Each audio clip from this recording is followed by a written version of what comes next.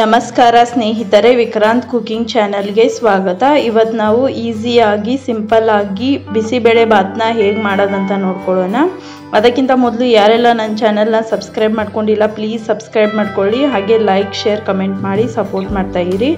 ಇದುವರೆಗೂ ಸಬ್ಸ್ಕ್ರೈಬ್ ಮಾಡ್ಕೊಂಡ ಎಲ್ಲರಿಗೂ ಧನ್ಯವಾದಗಳು. ಬನ್ನಿ ಇವಾಗ ರೆಸಿಪಿ ಸ್ಟಾರ್ಟ್ ಮಾಡೋಣ. ಮೊದಲಿಗೆ ನಾನಿಲ್ಲಿ ಒಂದು ಕುಕ್ಕರ್ನಲ್ಲಿ ಅರ್ಧ ಕಪ್ಪಷ್ಟು ತೊಗರಿಬೇಳೆ, ಅದರಲ್ಲೇ ಹೆಸರು ಬೇಳೆಯನ್ನು ನೆನೆಸಿ ಹಾಕೊಳ್ತಾ ಇದ್ದೀನಿ.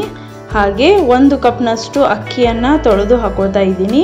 ಇವಾಗ ನಾನು ಇಲ್ಲಿ ತರಕಾರಿಗೆ ಬೀನ್ಸು, ದೊಡ್ಡ ಮೆಣಸಿನಕಾಯಿ, ಹಾಗೆ ಒಂದು ಸ್ವಲ್ಪ ಈರುಳ್ಳಿ, ಟೊಮೆಟೊ, ಹಾಗೆ ಗಜ್ಜರಿ ಮತ್ತು ಆಲೂಗಡ್ಡೆಯನ್ನು ಚಿಕ್ಕದಾಗಿ ಕಟ್ ಮಾಡಿ ಇಟ್ಕೊಂಡಿದ್ದೀನಿ. ಹಾಗೆ ಹಸಿ ಬಟಾಣಿಯನ್ನು ನೆನೆಸ್ಕೊಂಡು ತಗೊಳ್ತಾ ಇದ್ದೀನಿ. ಇವಾಗ ಇದನ್ನೆಲ್ಲ ಕುಕ್ಕರ್ಗೆ ಹಾಕಿ 1.5 ಕಪ್ನಷ್ಟು ನಾನಿಲ್ಲಿ ಅಕ್ಕಿ ಮತ್ತು ಬೇಳೆಯನ್ನು ತಗೊಂಡಿದ್ದೀನಿ.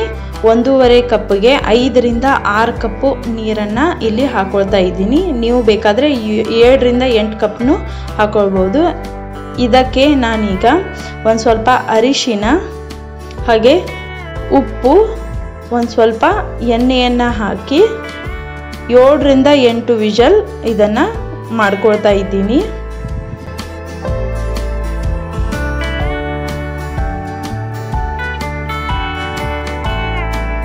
ಇವಾಗ ಒಗ್ಗರಣೆಗೆ ಒಂದು ಬಾಣಲೆ ಎಣ್ಣೆಯನ್ನು ಹಾಕಿದ್ದೀನಿ.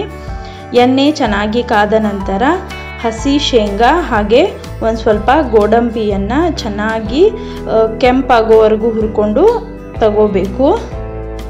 ಇವಾಗ ಇದು ಕಲರ್ ಚೆನ್ನಾಗಿ ಬಂದಿದೆ. ನಾನು ಇದನ್ನು ತೆಗೆದಿಟ್ಕೊಂಡ್ಬಿಡ್ತಾ ಇದ್ದೀನಿ.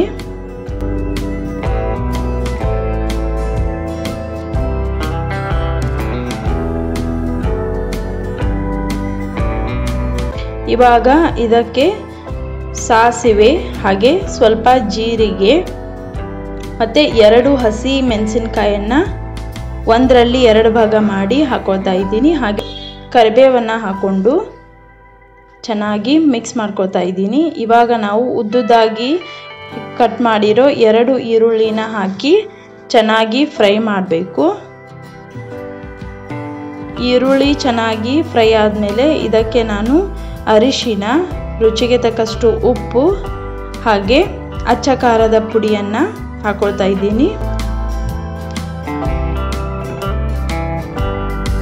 ಇದನ್ನು ಒಂದ್ಸಲ ಚೆನ್ನಾಗಿ ಮಿಕ್ಸ್ ಮಾಡ್ಕೊಂಡಾದ್ಮೇಲೆ MTR ಅವರ ಬಿಸಿಬೇಳೆ ಬಾತ್ ಮಸಾಲವನ್ನು ಹಾಕೊಳ್ತಾ ಇದ್ದೀರಿ. ನೀವು ಯಾವ ಪ್ರಮಾಣದಲ್ಲಿ ಮಾಡ್ತೀರೋ ಅಷ್ಟು ಮಸಾಲೆಯನ್ನು ಹಾಕ್ಕೊಳ್ಬೇಕಾಗತ್ತೆ. ಇವಾಗ ಇದು ರೆಡಿಯಾಗಿದೆ.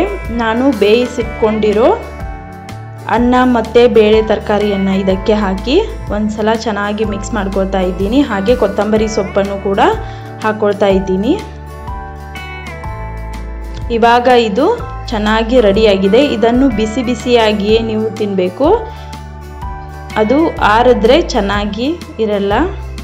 ಕೊನೆಯದಾಗಿ ಇದಕ್ಕೆ ತುಪ್ಪವನ್ನು ಹಾಕಬೇಕು. ಹಾಗೆ ಹುಣಸೆ ಹಣ್ಣಿನ ರಸವನ್ನು ಇದಕ್ಕೆ ನಾನು ಹಾಕ್ಕೊಳ್ತಾ ಇದ್ದೀನಿ. ನೀವು ಒಗ್ಗರಣೆಯಲ್ಲೇ ಹಾಕ್ಕೊಳ್ಬೋದು. ನಾನಿಲ್ಲಿ ಮರ್ತಿದ್ದೆ, ಅದಕ್ಕೆ ಈಗ ಹಾಕ್ಕೊಳ್ತಾ ಇದ್ದೀನಿ. ಇವಾಗ ಬಿಸಿಬೇಳೆ ಬಾತ್ ರೆಡಿಯಾಗಿದೆ.